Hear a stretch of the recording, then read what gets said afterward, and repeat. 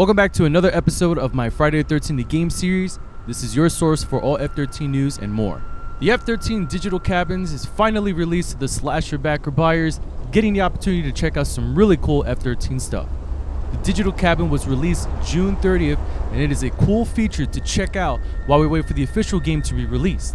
Here's a good description on the Digital Cabin from the Slasher Backer campaign. With this being the initial release, it won't be as expansive as it's planned to be, but as we stated, we have an update scheduled to continue to grow it over the next few months. We'll be adding more rooms, more game models as they are completed, and much more. You'll be able to walk around the cabin in full 3D and check out the assets from the game, see the details the artists have added, and listen to the radio for tracks from the game soundtrack as well, and as behind the scenes audio tracks with the dev team discussing the game. Before we get into the Easter eggs, I'm going to let Randy from Gun Media take over, explaining what the Digital Cabin is all about.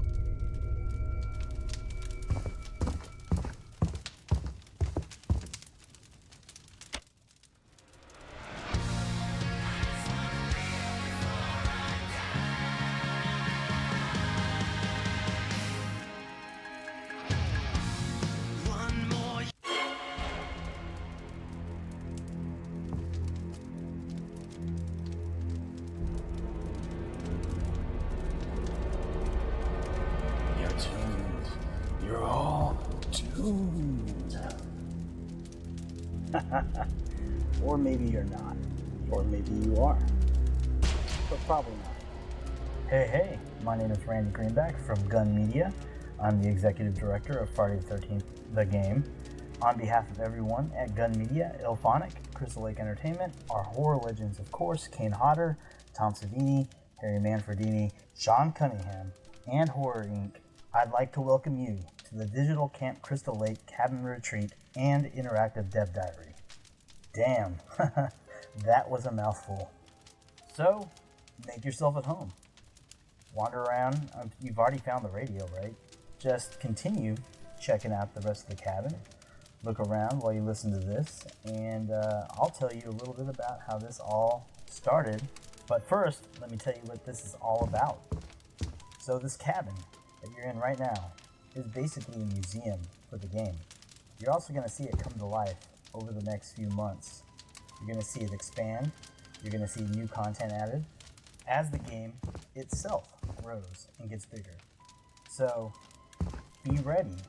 We're going to add more rooms, and in those rooms there'll be things like Jason or many Jasons.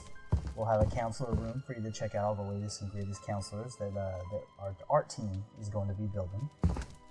Then, also, you'll be able to check out the weapons in the game, see all the tools that Jason will use, and counselors might use against Jason, but mainly Jason's going to use them to murder all the teams at Camp Crystal Lake. Later on, we'll add things like another room called the Conservatory, where you'll be able to see all the stuff that comprises the forest and the environment outside of the cabins at Camp Crystal Lake. We're pretty much inviting you behind the scenes, and we want you to do that in the best way possible in the game, right? In the game engine. So we're actually using the Unreal Engine, UE4, for this as well as the game. So you're getting a taste of what the graphical quality of the game's going to be right now by looking around the cabin. And we're going to show you new things all the time. So check back, boot it up once you've listened to all the songs on the radio and all of the behind the scenes tracks. Take some time, check things out. You can zoom in on any of the objects in the environment, just get up close to them, and see the detail that all the artists at IllFonic are putting into the game. It's quite amazing. We feel like we're hitting and nailing the look of the movies in the game right now. So you be the judge. Let us know what you think. Hit us up on Twitter. Hit us up on Facebook. Post messages. Let us know your thoughts and how we can make this better. This is all an experiment for us, right? So we don't know of anybody that's done this before. We're putting this out to let you, the fans of the movies and the game, kind of check everything out and see it all come together. That's the goal anyways. So, some of you have been with us since the Kickstarter, and that went down back in October of 2015. So we ran that for about a month, but some of you have been down and been following our progress and our developments back when we were called Summer Camp. And when we announced the game back in 2014, also in October, near Halloween. But there are also some new backers here and new people here that are checking out the preview cabin for Friday the 13th the game, right here, right now. So for all of you that may not know, this game, Friday the 13th, was not always called Friday the 13th. It was a game called Slasher Volume 1 Summer Camp. And we had actually, at Gun Media, enlisted Harry Manfredini, Tom Savini, and Kane Hodder to work with us on that title as well. And it was very similar to what we're building right now. Very, very similar. All the core gameplay, in fact, is pretty much exactly the same. So when we announced that game, we just put it out there. We had a trailer for Summer Camp, and all of a sudden, IGN picked it up, and tons of other websites started picking it up, and they were all interested in the fact that we were making a slasher game, a multiplayer slasher game. So word got out, and apparently Sean Cunningham, it caught his eye. So he reached out to Wes Kiltner at Gun Media, co-creator of the game, and well, the rest is history. Basically offered us the opportunity, and trust us, we know it's a huge opportunity to work with this license, to work with Friday the 13th. It's a huge franchise. There's tons of movies, tons of lore, huge number of fans, amazing horror fans. So we're all fans at Gun Media and IllFonic of horror and horror films in general, especially from the 80s, and especially slasher films. So to be able to work with the actual king of all the slashers from the 80s, Jason Voorhees, and finally make a game worthy of his name. So that's what we're here doing right now. So thank you so much for coming on this journey with us, whether you started it back when it was called Summer Camp, or whether you just started at the Kickstarter, or you're picking it up right now because you heard about our gameplay reveal at E3 perhaps this year. Whatever the case, thank you so much, all of you, all of our backers, everyone that is interested in this franchise, everyone that is interested and has taken the dive to check out the preview of the cabin for Friday the 13th the game. Thank you all, and remember, always watch your back.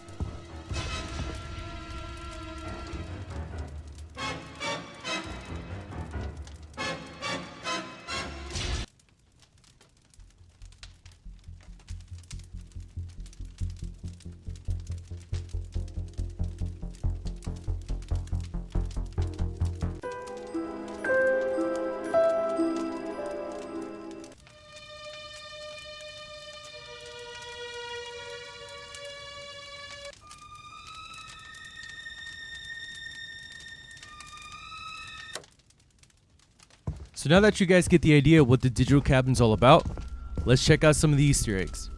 I did a ton of research rewatching the F-13 movies, and I got most of them, but there's plenty more in the cabin.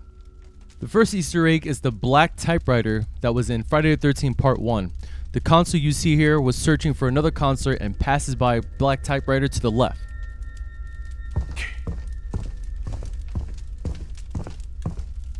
Board games and beers that you see on the table is the setup from F-13 Part 1. The counselors were bonding during this time by playing a Monopoly game and drinking beers.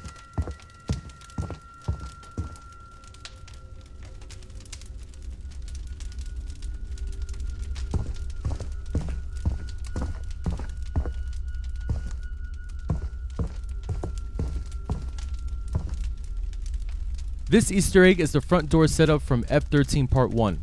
The red door, the fire hydrant, and the key holders. If you guys do not remember this scene, they were basically playing strip poker.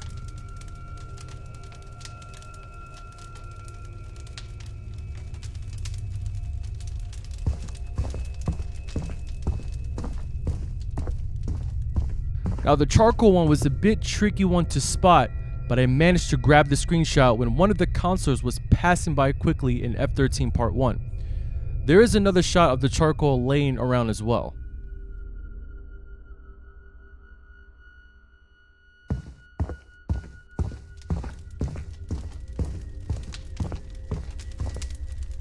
The fireplace you see in this cabin was from F-13 Part 1 multiple times, and usually counselors are singing or relaxing next to it.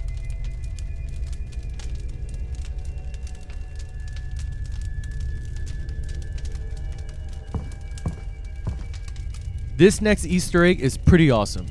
The writing you see here is a poem by Edgar Allan Poe called Alone. You can see it in the same screenshot as well. Above the fireplace is the paddles, and you can see the paddles in the first 5 minutes in F-13 Part 1. The counselor is singing music to the campers while Pamela Voorhees was stalking other counselors getting ready to do the dirty.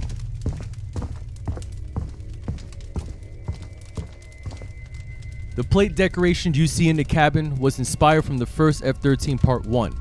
The brown cross decoration was by itself in another scene.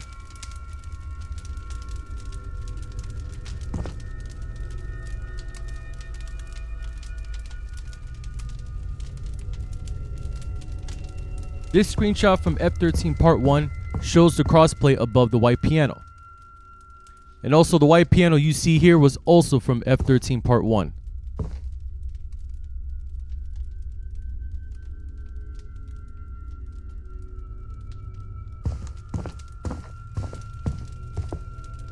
The yellow raincoat was worn by a counselor running to another cabin in this scene captured in F-13 Part 1.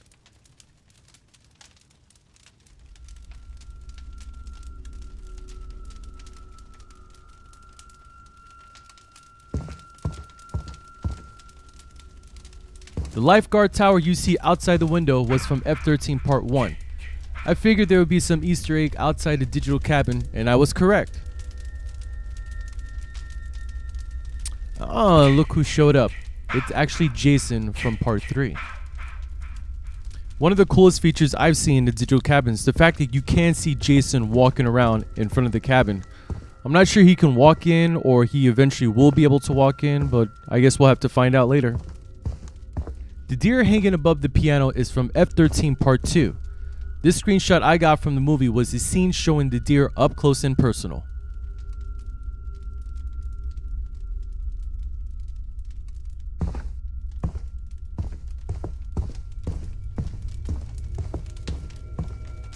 This one was hard to find, but it could have been inspired by the scene in F-13 Part 2. I figured newspaper were cut up and it was framed. This could be it.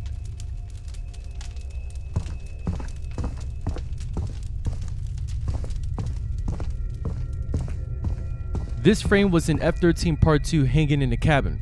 The counselors were partying up as usual in this scene. The dark-looking deer on the wall was from F-13 Part 3 when the counselor was running for her dear life from Jason. You see what I did there?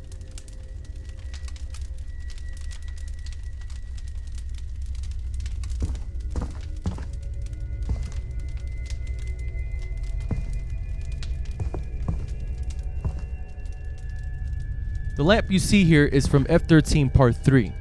The females were getting bored from the men juggling fruits in this scene.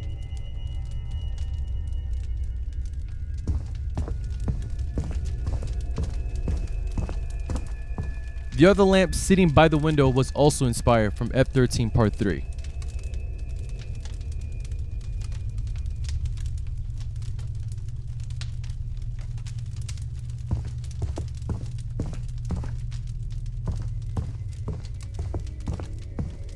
The moose hanging in the cabin was also in F-13 Part 3.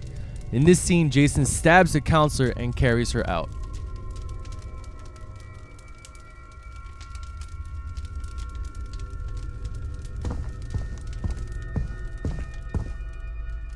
The Jason mask you see here is from F-13 Part 3. In this version, it was the first time you see Jason puts on the hockey mask.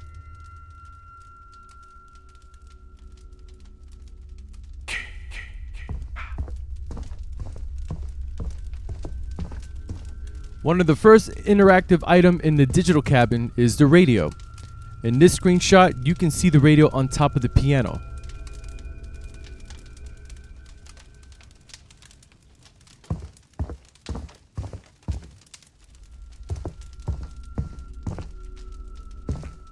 This interesting looking sculpture was in one of the counselors' room in Friday the 13th Part 3. I believe this was Chris Higgins' room.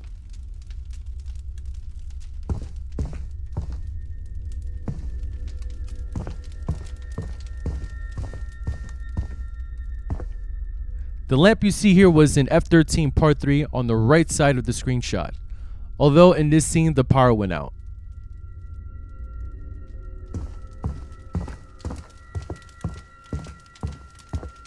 I believe this bear was inspired by Ted Cooper since he was holding a bear throughout the F-13 Part 4 movie, and his alias was Teddy Bear. During the funeral, he was buried with his bear as well. The dart hanging up on the wall, I believe, was inspired by F-13 Part 6 inside the camper's cabin room.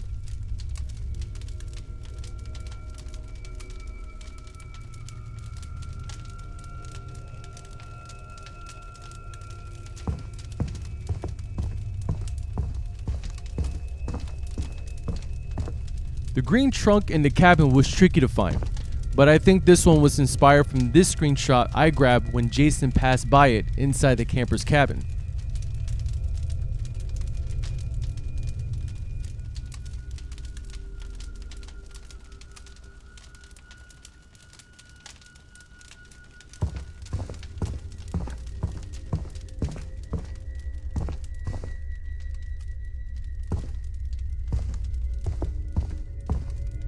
The book on the table called John Paul No Exit was in F-13 Part 6 laying on a camper that's sleeping.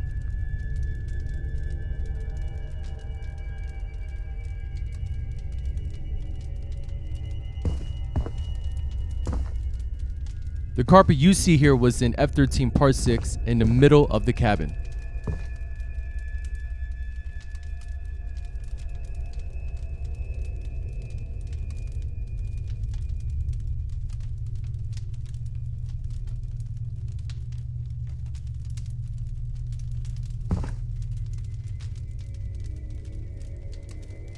The white phone in this cabin was in the scene sitting next to one of the counselors in F-13 Part 6.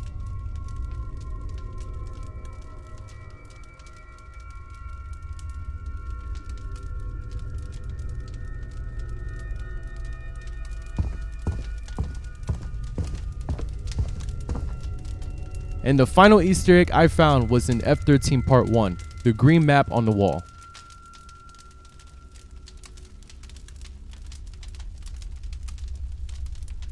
There are plenty more Easter eggs in this digital cabin, so if you guys spot any, let me know in the comments. The other rooms will unlock soon, and you better best believe there will be more Easter eggs in them. I will make a video for each room, and I will try to find the Easter eggs, of course, so make sure to like and subscribe to my channel to stay up to date for more Easter eggs. Once I hit 5,000 subs, guys, I will be giving away a code to a lucky subscriber chosen in the comments section. The more you're active in the comments, the better chance you'll win. Thank you guys so much for watching, and remember to stay out of the woods, because you may never know when Jason will show up.